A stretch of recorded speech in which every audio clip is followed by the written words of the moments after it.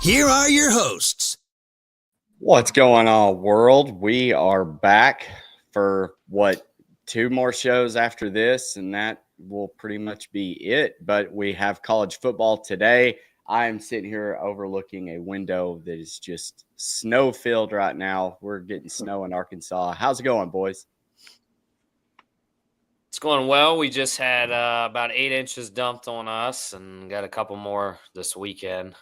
We either get like 8 inches is weird around here. We either get like 3 inches or 3 feet. So it's kind of that in between.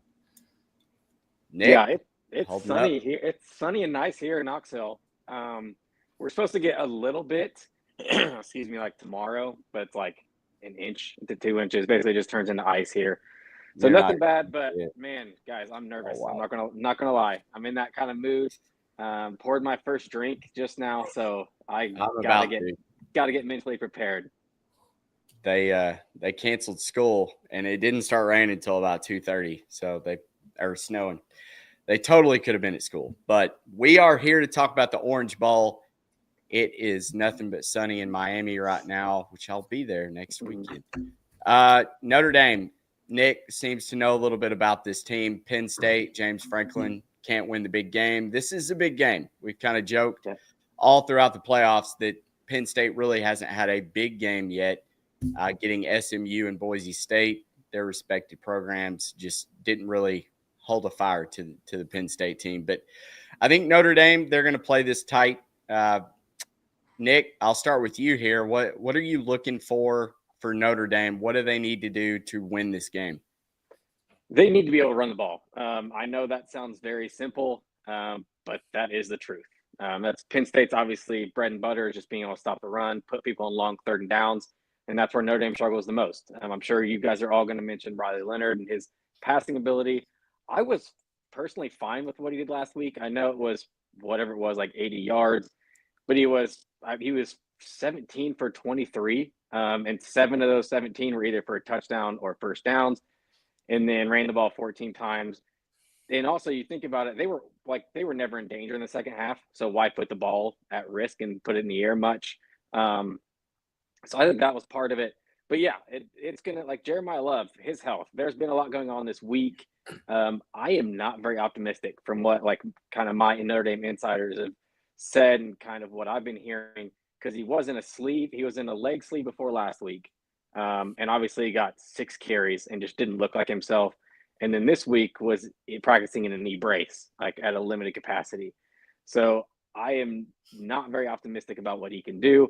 Luckily, Price as the backup is also an NFL running back, and we know what Riley Leonard can do on the offensive side. Honestly, this could also come down to, think of the coordinators in this game. Cole Nicky versus Al Golden is going to be a show, I think. And then you mentioned also Penn State struggles, and James Franklin can't win the big game. He's 0-10. This actually matches up perfect. He's 0-10 against his in their last top, I believe, straight up against their last top 10 matchups. Notre Dame is 10-0 in their last 10 ranked games. So kind of where does that tip things at? And then also, where's the health of why am I losing his name? The defensive end for Penn State. Abdul Carter. That's going to mean a ton too, because if they can't get pressure and they can't stop the run, then Notre Dame it leans that way. I'll kind of just get my picks out of here. I'm going to take either. So right now, ESPN Bet actually moved the line down to 1 at plus 100 for Notre Dame. So I am either taking that, and also the money line is down to minus 110. So it keeps kind of creeping down. So I haven't touched it yet. I'm going to see if it gets any lower. If it stays at 1 at plus money, I would rather take that than the money line. I'll risk it if Notre Dame wins by 1, and it pushes, so be it. But then I'm also splitting a unit on first half under 23.5, as well as full game under 45.5. I think we as we've talked in our chat, I think this looks a lot like what Notre Dame Georgia did last week. And like we mentioned, I think what I say in the chat, I think 24-20. And even that might be a little bit high scoring for this, unless you have like a pick six or a kickoff return again. Because you look at what Notre Dame's offense has done, can't trust them lately to really, they're not explosive. They just kind of just get down the field and do what they want. And then Penn State's offense, looks good again, like on the scoreboard, but they had 17 points outside those 2 pick sixes against a Boise State defense that I don't think is very good. And then you also have their quarterback is 55% completion in the playoffs. So I don't trust them either. I don't know if Singleton and Allen are really going to be able to run the ball as much as they want. So I think there's going to be some field goals kicked. I think this stays low scoring in both the first half and full game. Smitty, what are you thinking?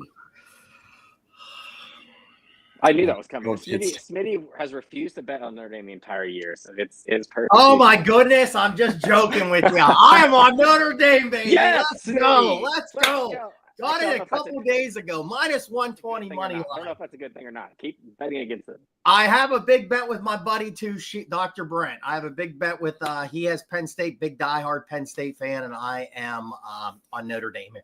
Now, listen, to be serious here, I think this game, you look at the playoffs so far, 8-0 favorites, 7-1 ATS with the favorites in this. Notre Dame's still a favorite in this. I think, like Nick said, it's going to be a very tight game.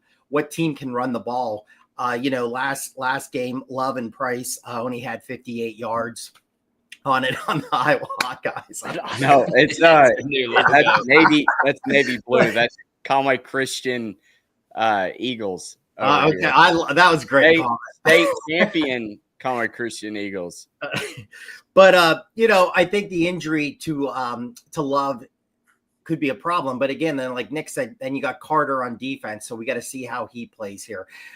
Again, the legs of Leonard, the last game against Georgia, really came up big in that. I think he needs to do that again with this. It's going to be one of these games. I think it's going to be tight. It's like the breaks. What could happen? A fumble here, like last game, the big kickoff return for Notre Dame really changed, the strip and then the touchdown and the kickoff return, something like that, fluky.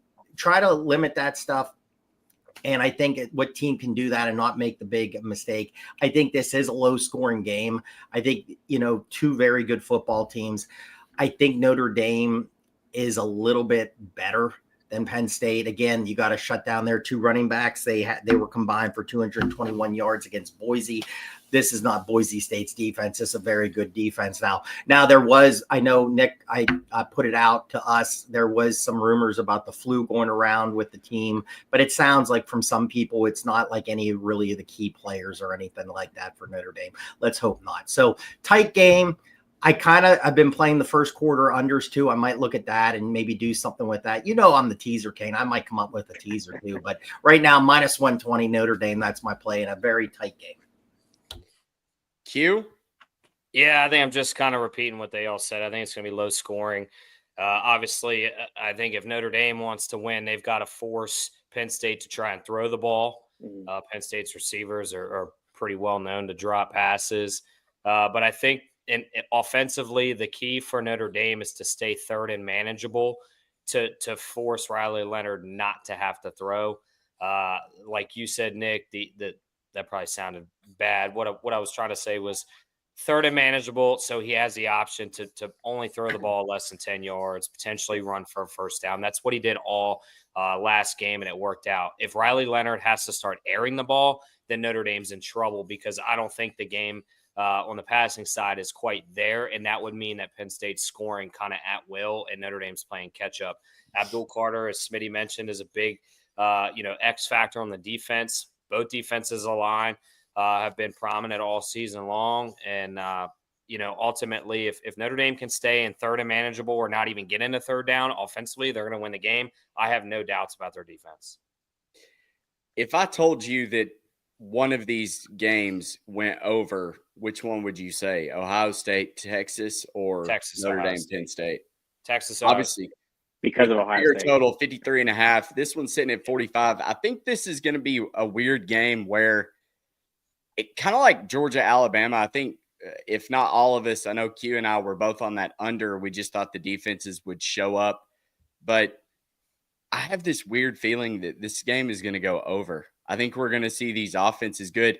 But if it does go over, I think you've got to favor Penn State here. Drew Aller, like you mentioned, Nick, he hasn't looked impressive, yet he's probably going to be a first-round quarterback taken in the NFL. We know that he's got the skill set. I don't know if Notre Dame has faced a quarterback of his caliber. I know that they're good against the rush. The Notre Dame defense is really good. I'm not discrediting that. But I think there's a ton of value on Penn State here as a short dog. I liked it at 2.5. Now it's down to 1, like you said, even money on the money line. But Ken says Notre Dame has to contain Penn State all-star tight end. Yeah, and I'll actually put something like just on that, just to answer Ken real quick. I think what they'll do, kind of from what I'm hearing, is Notre Dame trusts their corners. Like Notre Dame has not had an issue all season putting they have NFL corners on both sides. They're going to put them on an island because Penn State, as Q mentioned, and I think Smitty mentioned, there's no receivers for Penn State that really scare you. There's no dots in there. Like there's none of those guys. And then you have Xavier Watts at safety for Notre Dame, who's probably going to be a top 15, 20 pick in the draft this year. So they'll be able to bracket Tyler Warren.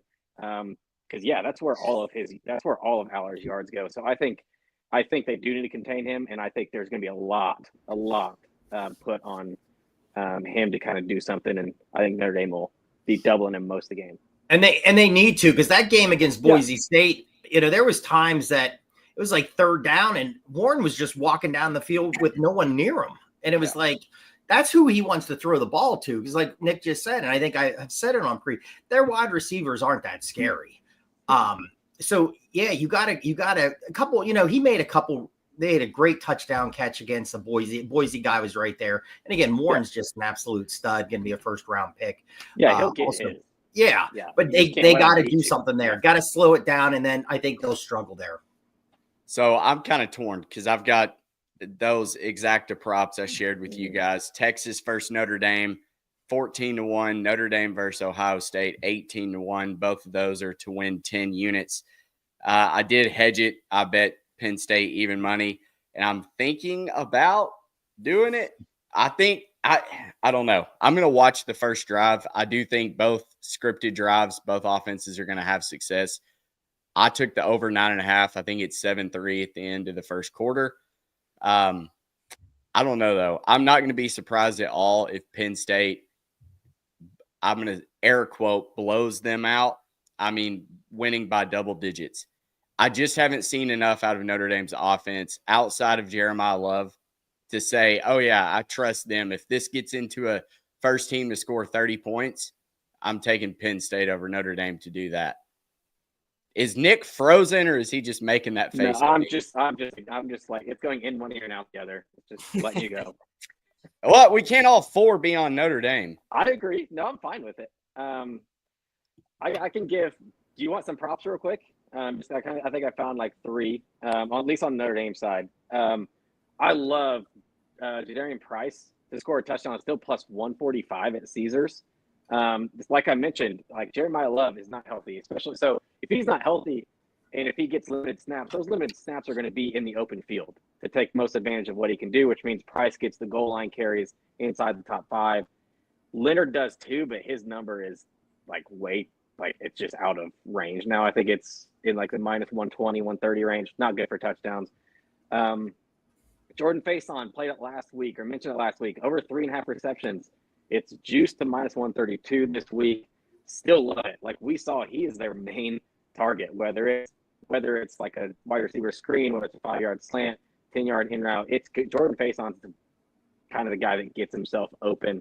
And then Riley Leonard rushing attempts over 12.5. He had 14 last week, and that was with a healthier Jeremiah Love. I think in a game of this magnitude, we mentioned how close it's going to be. They're going to rely on his legs again. I think 12.5 is just too low. Hugh, do you have any bets on this game? I have Notre Dame money line, and then I took the under 45.5 at minus 112, I believe. 112 or 115. I can't remember what it landed on. Ken says, when will the what the heck was I thinking moment happen for Franklin? And I agree. I think that's got to be part of your handicap. He's probably going to screw something up. It happened in the press conference yesterday when he gave him bulletin board material. Oh, really? That's good. When he said, I think all teams should be in a conference. Nothing. I'm not talking about Notre Dame, though, is literally what he said. It's like, I wish he would have said, I wish he would have called Notre Dame out because I think. I don't know what who else? Yeah. Nobody's dumb. Who else is he talking about? New Mexico State? I don't think so. I agree with him. I don't like the schools that are independents. We all know why Notre Dame is independent. It strictly hinges on that NBC deal because obviously every other sport for them is an ACC. I think that is asinine. I don't think that should be allowed personally, but to Notre Dame's side of it, take the money while you can. It's smart business. I just think for college football, it's a travesty that Notre Dame's not in a conference. They're also getting $12 million for making the playoffs versus SEC teams. I think are at 4.1 and ACC's at 2.8 or something. So the NCAA allows it. So I don't hold ill will to Notre Dame for it. I hold ill will to the league for it. All right, moving on to the Cotton Bowl. Wait, Todd, did you give out your bets on that last game? Yeah, I had money line. I had money line minus 120. I did it a couple of days ago, and I just plugged in under 21.5 minus 115 for the first half under. So Marty says Longhorns show their SEC pride and cover the 6, but can the Longhorns win outright? I think Ohio State is finally flexing. You get rid of the whole we're soft, we're all finesse team, Ryan Day. Yeah, you throw the ball to your NFL wide receivers. That typically works. They really took Oregon to the woodshed. That game was over before it started. I think Ohio State is going to be able to move the ball even against a daunted Texas defense that honestly hasn't really looked that great. Arizona State put up points against them. I think Ohio State's going to be able to run the ball with Travion Henderson, and my mind just went blank of the Ole Miss transfer. And then the wide receivers, they're going to be able to do what they want. I think Ohio State blows them out, which really plays a larger part in why I'm not fully buying in on Penn State, because for some odd reason, I feel like the College Football Playoff Committee knows that they got so many things wrong. They're probably praying that there's not a Big Ten versus Big Ten national championship too. You already let the 4 worst top 4 seeds get in where they did. Now, granted, Oregon deserved to be 1, but we can all agree that their path that they had as the 1 seed was complete and utter bullshit. Now you've got the potential of having 2 Big Ten teams in the national championship.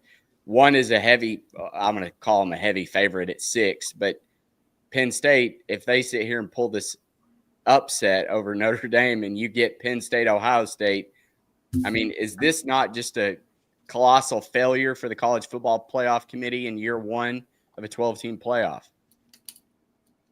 I don't know if I consider having Penn State, Ohio State for a national championship a failure, because I think the viewer ratings that it would bring, it would be absolutely incredible. But I understand already having that game being played in the regular season. No, I don't think so. It's a rivalry. I mean, that would be like Texas, Oklahoma. Would you not take that for a national title just because they played in October? Talk about, Florida State. There's so many different rivalries that I think would bring huge numbers. Now, I understand what your point. That's obviously not how the committee should have had it set up, and that's obviously we've said that at length. But I think what that is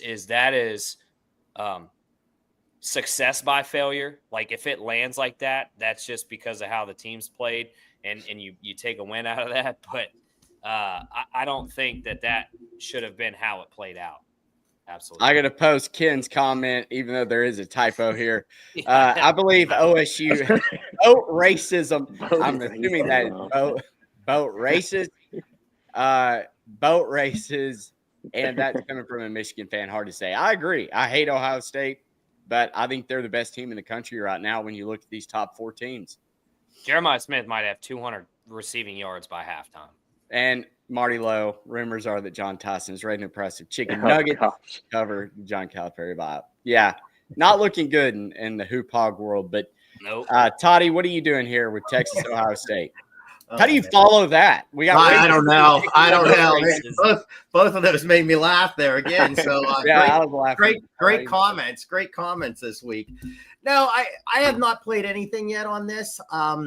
This would be, I said a couple minutes ago about a teaser spot. Maybe tease the Notre Dame. Sorry, fat fingers. Ken, I know, buddy. That happens. Being here. That happens all the time, my friend. I think this is a good spot here with a teaser. Take Ohio State down to like a pick 'em and take that Penn State game up. That might be a good teaser spot. I might do that. But no, like Matt, what you said, this is just a different Ohio State team right now. If they would have done this against Michigan, they would have beat Michigan by 30. I mean, I still don't understand what their game plan against Michigan was. Now, you've seen it now. Now they're getting the ball, like you said, Matt, out to their weapons, which are the 2 wide receivers. Then that opens up the running game. Will Howard's performing really well right now, not really turning the ball over. Defense is playing pretty solid. It's the best team. When they play to their potential, I think, it's not even going to be close. I think that by far they're the best team. So, for Texas, really quick, Ewers just can't turn the ball over. Sometimes he makes unbelievable throws. Other times you're scratching your head and you're going, man, Arch Manning time. So I think this one, Q made Smith's just a superstar, already a superstar, not even one in the making here. I could have a very big game. So I think Ohio State's in good shape. I think they cover. I think they win, and they'll be going to the national championship game. Nick? Yeah, it's like I mentioned on Jeff Dawson's show on Friday. It's like Ohio State all of a sudden realized after the loss to Michigan, like, hey, we have 3 NFL wide receivers. How about we start using them? It's like it just came out of nowhere. And now there's rumors going around this week where it's like Brian Day and Chip Kelly were like, we know we're going to make it to the playoffs. Let's just get there, and then we will unleash the offense. Like, I think that's a load of bull crap. Like, to be honest, I think that's just one of those things that coaches say to try to save their backs a little bit. I think that was just one of those situations because I know that's going around a lot. But I think Ohio State's defense is the story here. Like, that's kind of been the undervalued thing, like over the past, like actually the entire year. Like, everybody talks about all the athletes they have, all the skill position players, Will Howard, all that stuff for Ohio State, but nobody's talking about how good this defense is that I believe is like 3rd in the country in points allowed. So I actually have Texas's team total under 23.5. Ohio State's only allowed this once this year, and it was to Oregon at Oregon. And I think Oregon's offense, especially back then in October, is way better than Texas is playing right now. And then Texas is also having so many red zone issues, finishing drives. I think they have to end up kicking, even if they do kind of make some drives, I think they end up kicking quite a few field goals. So I'm actually on the They Texas can't do that right total. either. That's all they can't. Yeah, you're right. They can't do that right either. They might as well go for 4th down when they're down there because they got the same shot. Yeah, I think they will. It's the only question here. So I haven't played a side though. A little bit in the back of my mind is, does the old Ohio State team, like, does that happen? Will Howard has played the 2 best games of his life. Like, you can, like, it's such a small sample size from what we've seen from the previous 2 years at Kansas State, and then what we saw from him the entire season this year, and then all of a sudden, like the last 2 games, he's just been an NFL type quarterback all of a sudden. So it's a little bit too risky for me. Like, if I was going to be on a side, it's Ohio State or nothing. I don't think I could be on Texas. So I am on the Texas team total under. Q. Sean's late. Yeah, he's usually the first one in here. Yeah. Sean's probably winning money on the horses today. Keep doing it, Sean. I'm going to go with Katron Allen, anytime touchdown scorer in Penn State game, plus 106. I think Riley, Jeremiah Riley Love Leonard, even money. Get down on the goal line. Tell me he's not going through, put tush push. Yeah. Jeremiah Love, no. Jadarian Price, yes. I think Leonard again. You think That's Price so would get one, not Love? That's what I was saying. Yeah, because Jeremiah Love, with his leg banged up, I think if he the carries he gets will be in the open field where they can kind of take advantage of him, and the goal line will be Jadarian Price and Leonard's. They're going to try to stretch Love to a potential title game. Yeah. So we've got some look ahead lines here. Notre Dame versus Texas. The line would be Texas -1.5. Penn State, Texas. Texas would be favored by 3.5. That's shocking. Ohio State, Notre Dame. Ohio State would be favored by 7.5. And if it's Ohio State, Penn State, Ohio State -9.5. I mean, I think that one's probably pretty accurate. I mean, if you let Vegas pick it, they're going to say Notre Dame, Texas would be the best, closest margin. But yeah, I actually like what I like. Chris Felica, the Bear, was talking on his podcast. Maybe the bet to make this week might actually be like the MVP of that championship game.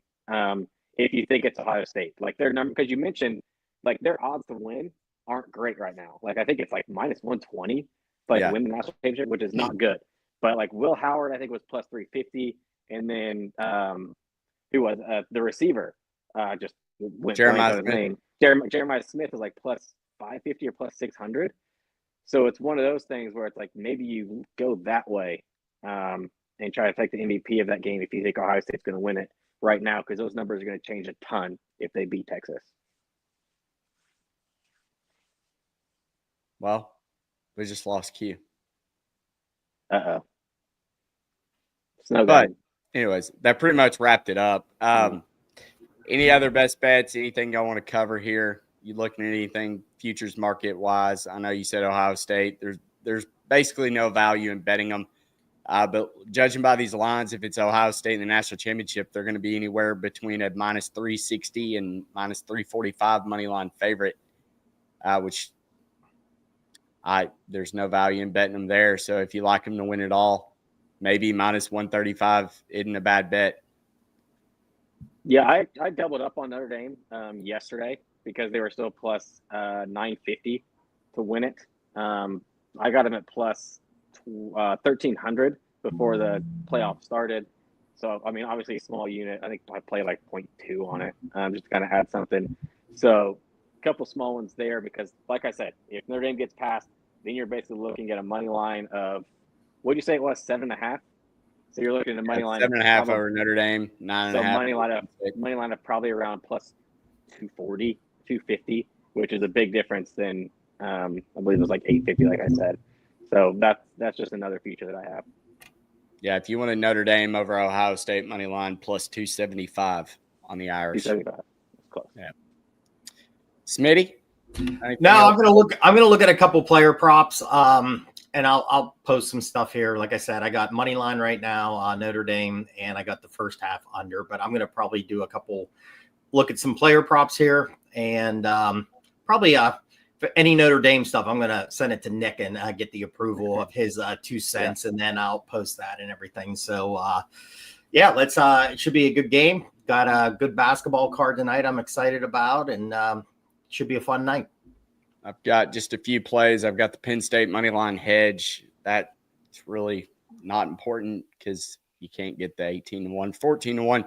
Katron Allen, anytime touchdown scorer, yes, +106. I did Jadarian Price +120, anytime touchdown scorer. And then I took Drew Aller over 199.5 passing yards, -127. I think Penn State can score. I think they'll be able to score against this Notre Dame defense, kind of like USC did. I think Maeva put up 380 passing yards. They put up 35 points. I don't know. This feels weird. It could completely backfire, but I think this is an over. I think we're going to get into a track meet. But I've been wrong before. I'll be wrong many other times.